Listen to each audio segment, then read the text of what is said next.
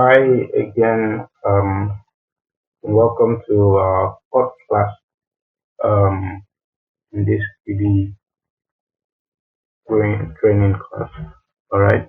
Um, so we're going to be talking today about um, shaders and light. Shaders and lighting. Lighting is used to describe the process of creating or um, providing illumination in a scene, usually realistic or almost realistic. Alright, in a scene. Um, Shaders, on the other hand, talk about the material quality of the surfaces that we have, that we create. Alright. Um, so we are moving from creating basic shapes, alright, and we are moving to trying to create something with a bit of color, with a bit of light and illumination around it. Alright. To give our pictures light. If I try and open up how we worked with from yesterday,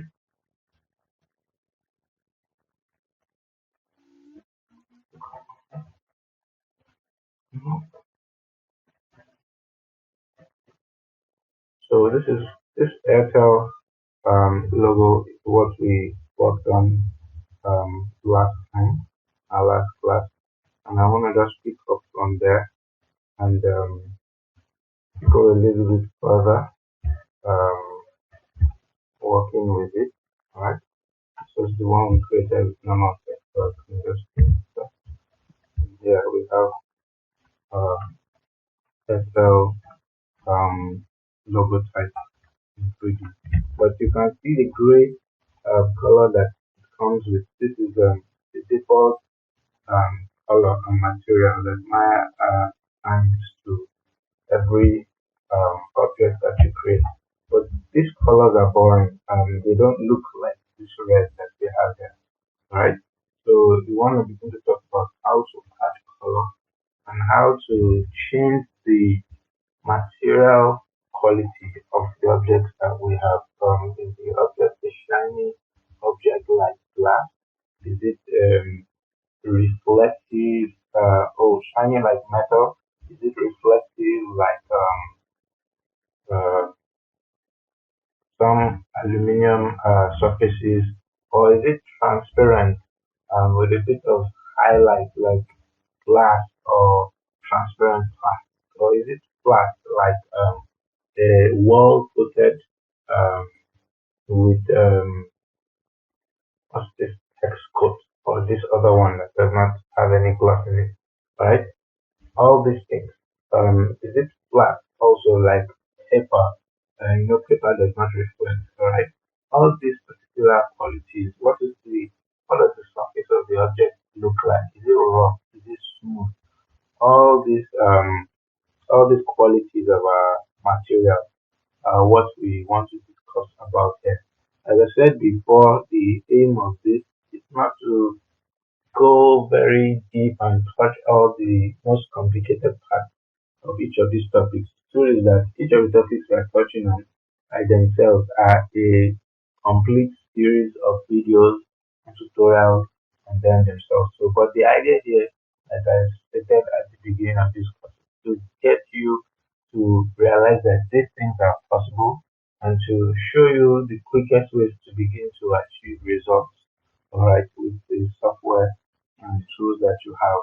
Okay, so this is what we want to try and create. Remember that we don't even have um, this shape, right, right now. So we're going to try and create that and hopefully juggle your memory of some of the modeling techniques that we have talked about earlier. But just to give you a bit of the theory on both shaders and light before we return back to this um, logo.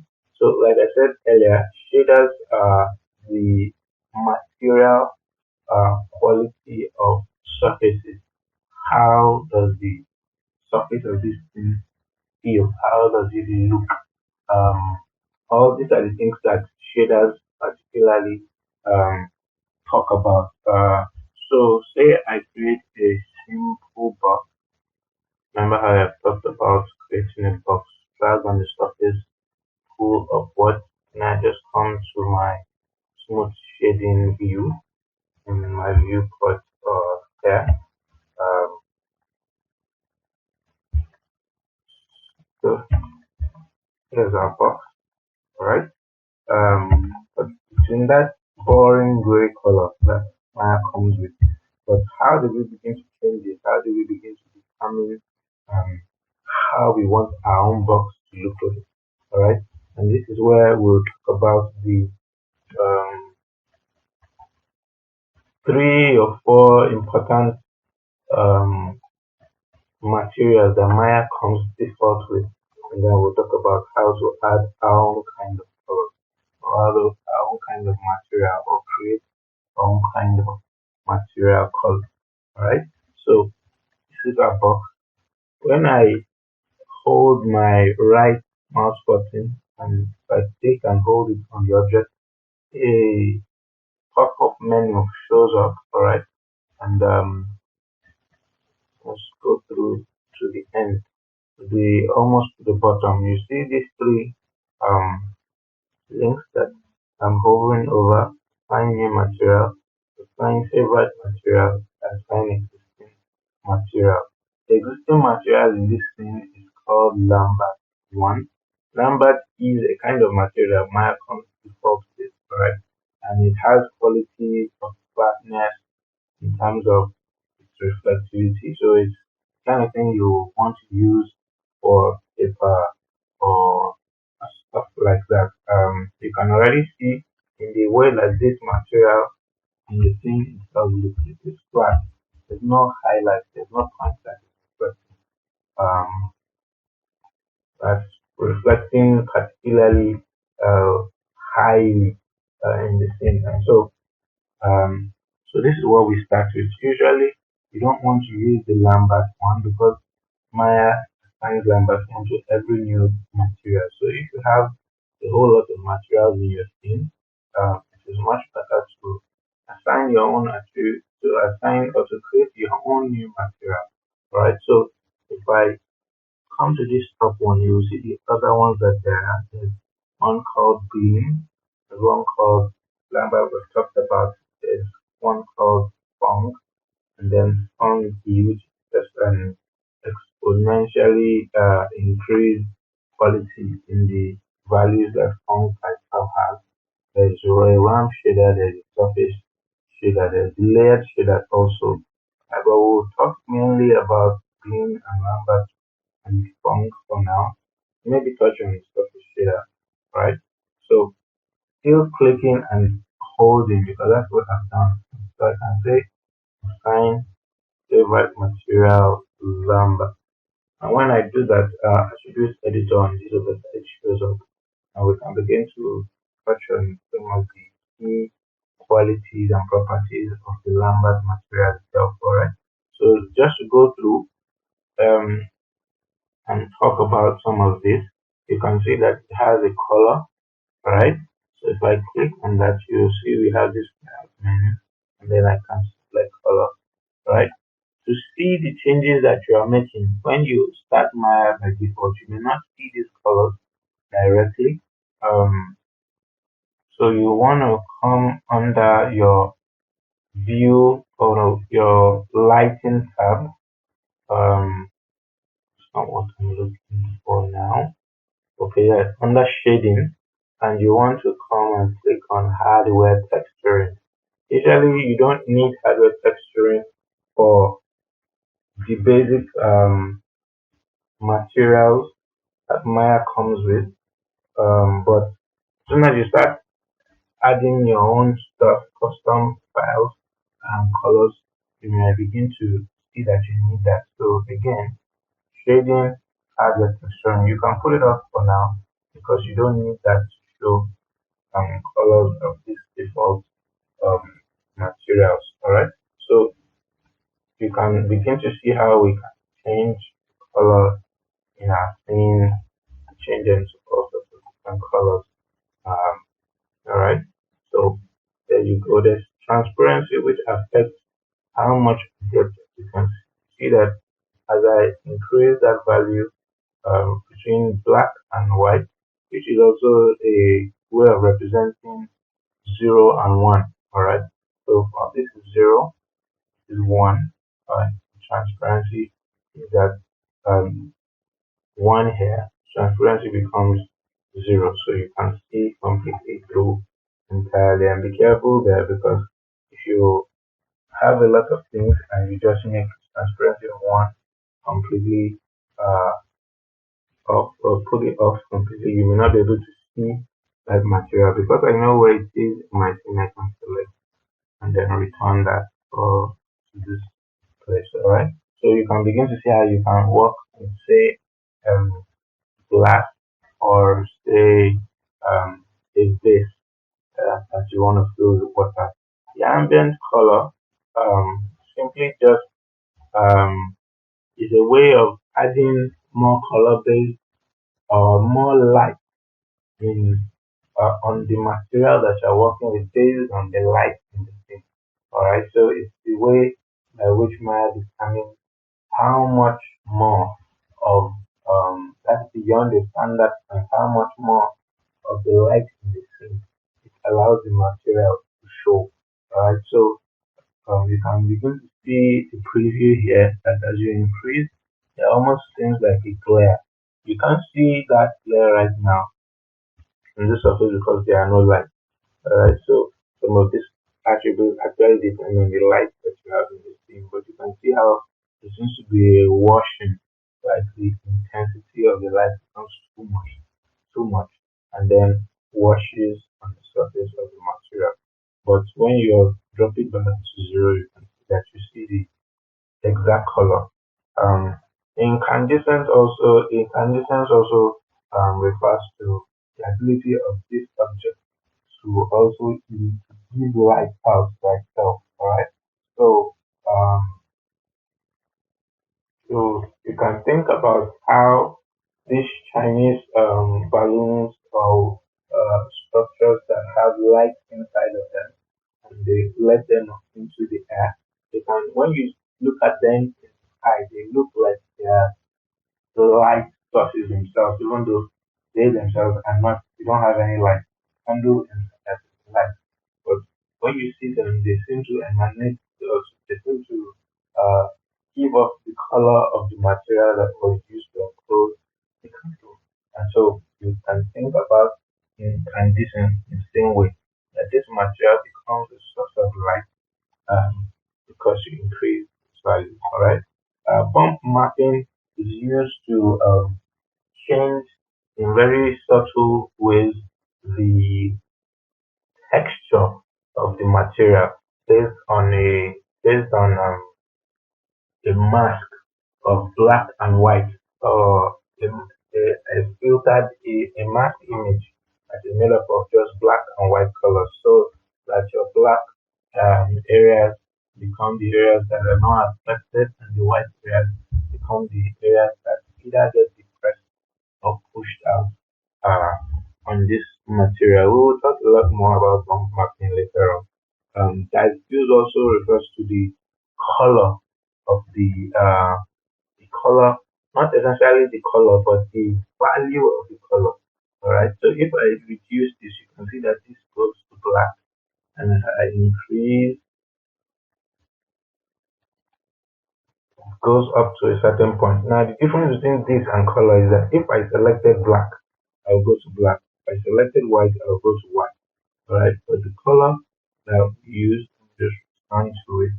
When I do diffuse at one, you see the color just brightens up, almost as if it sheds away the shadows that may be affecting it based on the light around. And when I reduce to 0, you can see that that object does not have any light on its own, which means that it doesn't even exist. It's a function of it's an attribute that is a function of the light in the scene, and a simulation of what happens if that light, if you either take away all the light in the scene where you get, or where you take away, or where you increase that light such that um, the body or that surface begins to act like it is being affected by omnidirectional light, where there's no shade, there's no shadow in the scene, right? So those are pretty much the most important functions of this material. Like I said, the way to remember the lambda is that it is a flat like surface.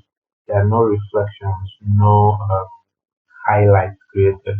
So when you are thinking about doing paper, matte plastic, rubber, that is rubber that hasn't been shined to the rust, right? All these kinds of things flow, all right? You can use a lambert material to recreate them in your scene.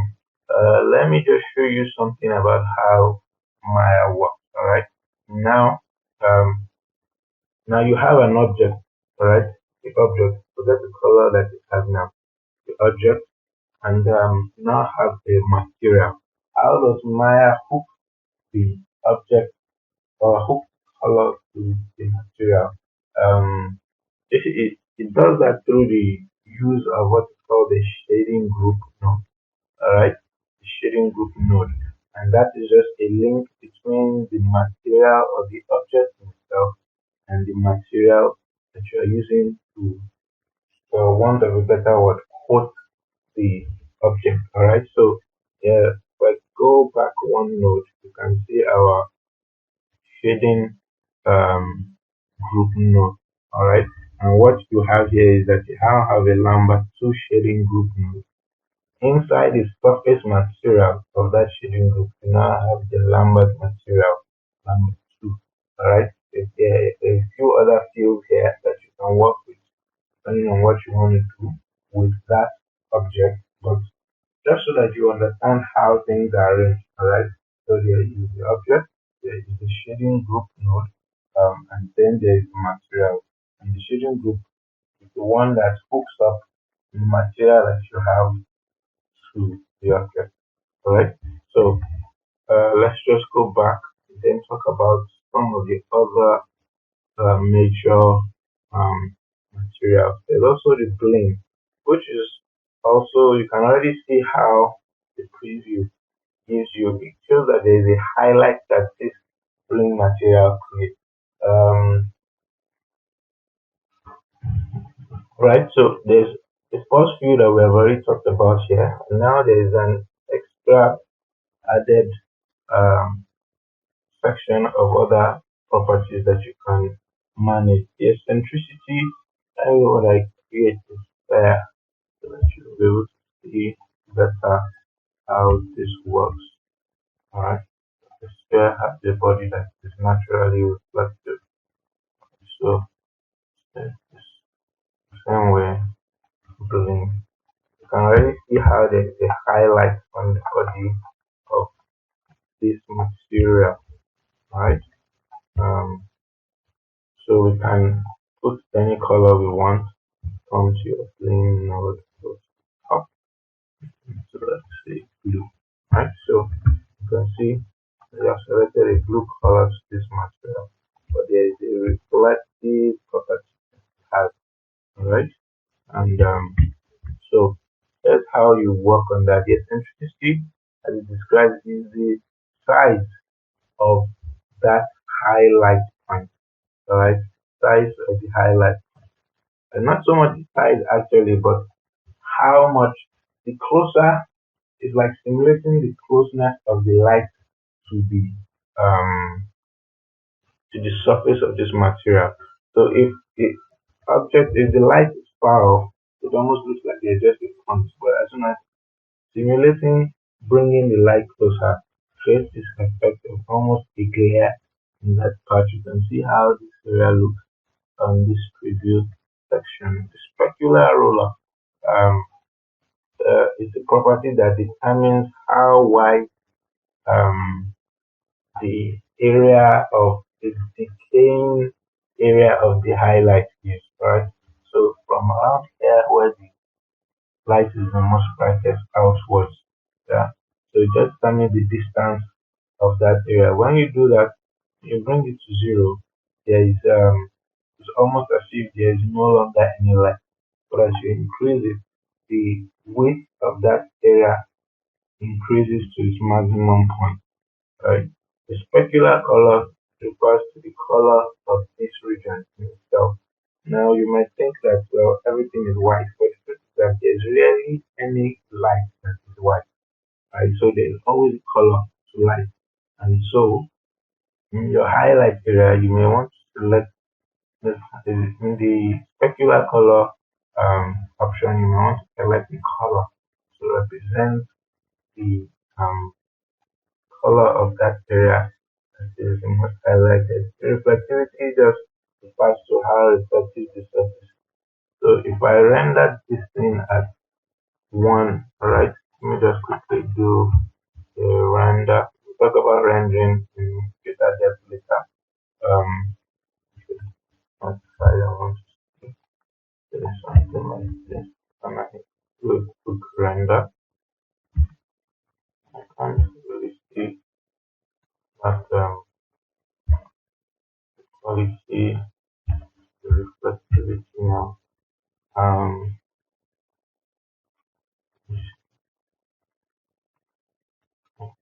Let's see. Not rendering. Don't try that.